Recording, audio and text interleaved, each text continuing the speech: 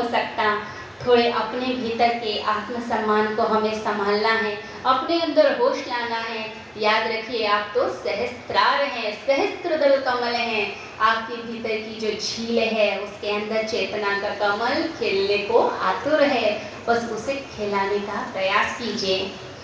एक बार कहा जाता है कि एक साधु के पास एक व्यक्ति आया कि मुझे भक्ति सिखा दो, मुझे प्रेम सिखा दो, मैं प्रार्थना करना चाहता हूँ, भक्ति करना चाहता हूँ। तो साधु बड़ी जोर से हंसा। उसने उस व्यक्ति की तरफ देखा और खुद प्रार्थना करने बैठ गया, परमात्मा के प्रेम में डूब गया। जैसे ही वो प्रार्थना की गहराई में पहुंचा, प्रेम की पर एक मुस्कान थी, चेहरे पर एक अलग ही नूर था। वो प्रार्थना से जब उठा तो वो व्यक्ति कहने लगा कि मैंने ये थोड़ा ना कहा था कि आप प्रार्थना करके बता दो, मैं तो चाहता था बता दीजिए प्रेम कैसे होता है, भक्ति कैसे होती है। तो साधु ने कहा कि ये परमात्मा की भाषा है, ये शब्दों में नहीं बताई जा सकती। जब तुम साथ रहते हो ऐसे लोगों के जिनके अंदर ज्ञान है, भक्ति है, तो वो भाषा अपने आप आती है। तो गुरु ऐसे व्यक्ति हैं जो दूसरे किनारे से आए हैं परंतु परमात्मा का संदेशा लेकर आए हैं। बस उनकी ही सानिध्य में जितने रहेंगे हमारे अंदर वही प्रेम, वही भक्ति आएगी। प्रबुद्ध पुरुषों के लक्षण होते हैं कि उनका स्वर भी एक सा होता है, वो अंदर से बिल्कुल एक स्वर में ही होते हैं, स्वच्छ होते हैं, निर्मल होते हैं। लोगों की आवाज में दो स्वर हैं, बाहर कहते हैं कि आपसे मिलकर खुशी हुई और अंदर कोई खुशी नहीं होती है, भीतर ईर्ष्या होती है। परंतु जो गुरु होते हैं उनकी वाणी में सच्चाई होती है। कहते हैं कि एक सदगुरु बांकी का जब निधन हुआ तो उनके विहार के पास, उनके आश्रम के पास एक अंधा व्यक्ति रहता था। उस अंधे व्यक्ति ने अपने मित्र से कहा, चूंकि मैं देख नहीं सकता तो मैं लोगों की शक्ल देखकर उनके चरित्र के बारे में नहीं बता सकता, लेकिन मैं उनकी आवाज से उनके चरित्र के बारे में जरूर बता सकता हूँ। मैंने देखा अपने पूरे जीवन में लोग मुख से जो बोल रहे होते हैं उनके हृदय से वैसी तरंगे नहीं आ रही होती हैं, उनकी आवाज में वो भाव नहीं दिख रहा होता है। लोग कहते हैं कि बड़ी खुशी हुई, आपके घर में इतना अच्छा हुआ, झूठी बात बोल रहे होते हैं, शब्द प्रशंसा के होते हैं, लेकिन अंदर ईर्ष्या होती है। जब किसी के अफसोस जताने जाते हैं तो अंदर प्रसन्नता होती है, अच्छा हुआ हमारा मकान बच गया, वरना हमारा मकान जल जाता तो हमारा बड़ा बुरा हो जाता। लोगों के अंदर द्वैत है, परंतु सदगुरु बांकी के आवाज में मैंने कभी भी द्वैत को सुना ही नहीं। उनकी आवाज में सच्चाई थी। जब वो कहते थे, किसी के लिए खुशी से प्रशंसा करते थे तो वो प्रशंसा ही करते थे, दुख जताते थे तो दुख ही जताते थे। सदगुरु की आवाज में सच्चाई है।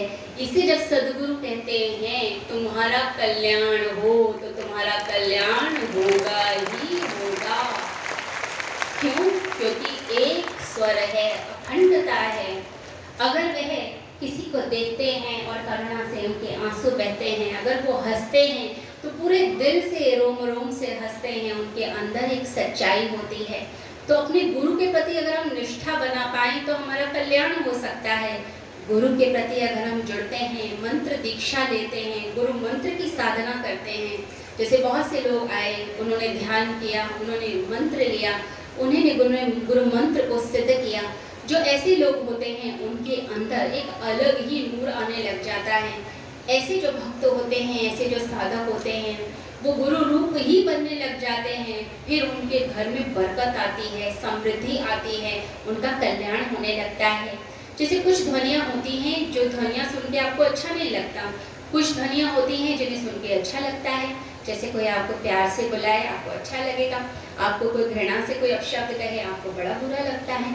तो ध्वनियाँ अपना काम करती हैं।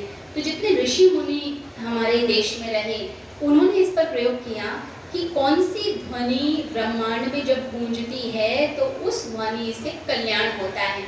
तो गुरु मंत्र भी वही ध्वनि होती है जिससे आपका कल्याण होता है।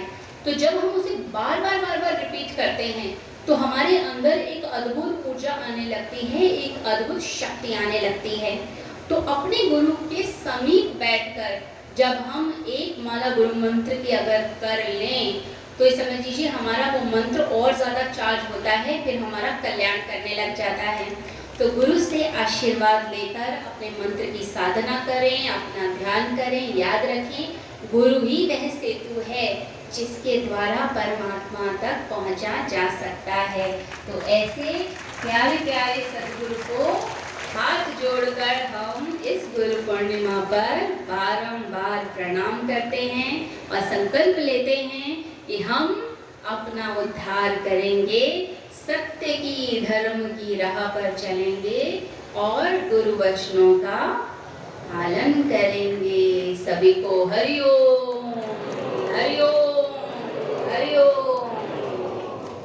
ओम नमः शिवाय।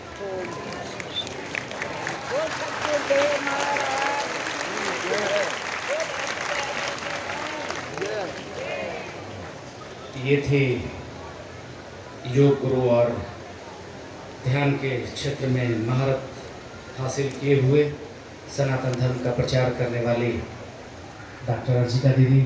मैं चाहूँगा कि लिए जोरदार ताली आप सबकी तरफ से करनी चाहिए। अब पूज्य श्री को